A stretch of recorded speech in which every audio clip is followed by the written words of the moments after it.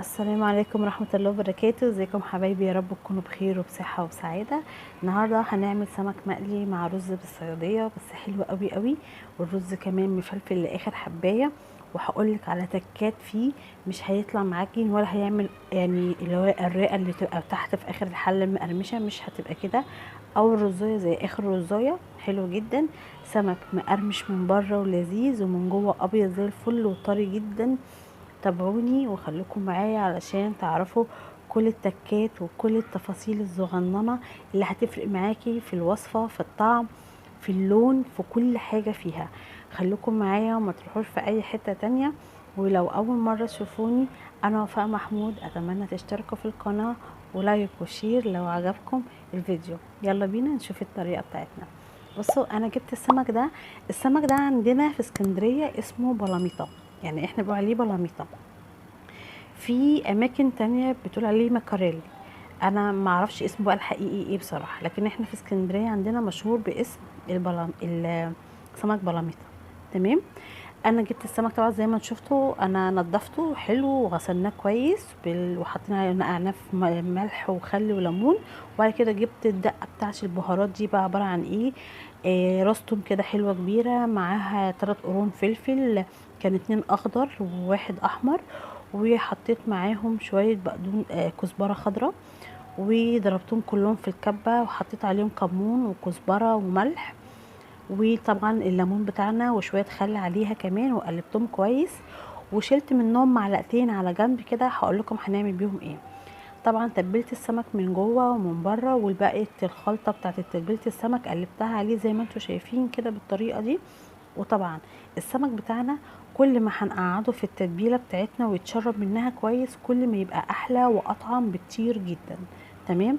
انا جبت السمك لانه كان السمك كبير عندي على الحاجه اللي انا هقلي فيها، فقسمته لجزئين زي ما انتم شايفين. لكن لو انتوا عندكم يعني صينيه او طاسه، حاجه واسعه وكبيره هتاخد السمكيه بحالها، خلوها زي ما هي، مش لازم ان انتوا تقطعوها. انا قطعته كده وركنته على جنب يتشرب في التتبيله بتاعته، وسبته حوالي ساعتين في التتبيله. كل ما هتسيبيه اكتر كل ما هيبقى احلى. هنيجي بقى لعمايل الرز بتاعنا.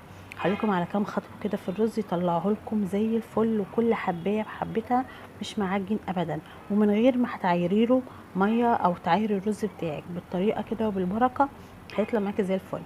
انا كنت هعمل كيلو رز، جبت بصلتين وسط كده حلوين، بشرتهم بشر ناعم جدا. وبدات احمر البصله بتاعتي لحد ما توصل معايا للون البني الغامق اللي انتوا شايفين ده. فاكرين معلقتين تتبيله السمك اللي احنا شلناهم في الاول؟ هما دولت هنضيفهم على البصلايه بعد ما تتحمر كويس، وياخدوا بس تقليبه صغنونه كده ثواني بسيطه. وانزل معاهم بمعلقه صلصه صغيره او عصير طماطم لو عندك، معلقه صغيره، ومعاهم ربع معلقه من السكر. بصوا الوصفة دي في الرز الصيادية بيدي طعم خرافة، ولون كمان أحلى، بيبقى حلو جدا جدا جدا. نيجي بقى لتسوية الرز بتاعنا. أنا ما بعيرش الرز أبدا يا جماعة، أنا بغسل، يعني مثلا هعمل كيلو رز، نص كيلو رز، كوباية رز، أيا كان الكمية اللي أنا هعملها، أنا مش بعاير. باخد الكمية اللي هتبقى مناسبة ليا، بغسلها كويس وانقعها في المية، بسيبها منقوعة على قدر الإمكان ساعتين 3 زي ما انتوا شايفين. وابتدي أنزل على الخلطة قبل ما اضيف يعني اي ميه او اي حاجه. ببتدي كده انزل الرز بتاعي على البصله المتحمره، وبعدين ابتدي اقلبها تقليبه بسيطه. طبعا الميه دي الميه اللي كان منقوع فيها الرز في الاول. وابتدي بقى انزل بالميه بتاعتي شويه بشويه، واقلب الرز بتاعي، ما ادلقش الميه مره واحده عشان اوصل للمنسوب اللي انا عايزاه، اللي هو ايه؟ ان انت تقلبي الرز كده في الحله بمنتهى السلاسه وبمنتهى السهوله، يبقى سهل معاكي، ما يبقاش تقيل في اللف، ويكون يا دوبك مغطي وش الرز بتاعنا. طب برضو هعرف ازاي؟ بعد ما هنملح زي ما انتوا شايفين، هبتدي اقلب برضو تاني كويس جدا. وبعد كده هبتدي اعمل ايه؟ ان انا اوقف كده المعلقه في نص الحله، بتدخل بمنتهى السهوله. انا دخلتها كانت تقيله في الدخول شويه، زودت شويه ميه كمان، وابتدي اعملها نفس الحركه تاني، دخل بمنتهى السهوله وفضلت ثابته بالطريقه ديت. اعرف ان كده المعيار بتاعي بسيط. طب انا عملت كده لقيت المعلقه بتميل جنب او شمال، يعني على الجناب، حاولي تقللي من الميه شويه. الطريقه ديت هتطلع معاكي الرز حلو قوي قوي، عمر ما هيعجن منك، مفلفل في منتهى الجمال. نيجي بقى لتقليه السمك. طبعا انا بحب اقلي كده، بصوا، في حله صغنونه مش في حاجه مفتوحه، دي بتمنع طرطشه الزيت بره، بتبقى مقفوله شويه على الحاجه، بتبقى حلوه قوي قوي، ما بتاخدش كمان زيت كتير على فكره.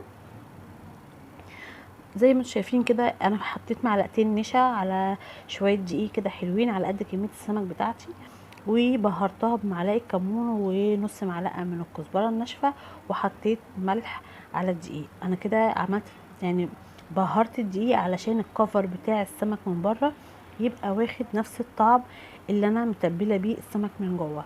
تمام. وبعدين هبتدي بقى ايه اقلب كده شمال ويمين لما السمك بتاعي يطلع زي ما انتم شايفين كده واخد اللون البني، ويبقى مقرمش من جوه والقشره بتاعته مقرمشه، بتبقى حلوه جدا جدا جدا، ومن جوه يبقى ابيض وطري جدا جوسي. ان شاء الله يعجبكم، جربوه. وما تنسونيش في الاشتراك في القناه، ولو عجبتكم الوصفه فعلوا لي لايك، وحاولوا تشيروها لاصحابكم علشان الكل يستفاد. كانت أكلة جميلة، أكلة ممتعة حلوة جدا وسهلة، ما بتاخدش مننا وقت خالص. أتمنى تعجبكم بألف هنا وشفا. ما تنسونيش يا جماعة تشتركوا في القناة ولايك لو الفيديو عجبكم. السلام عليكم ورحمة الله وبركاته.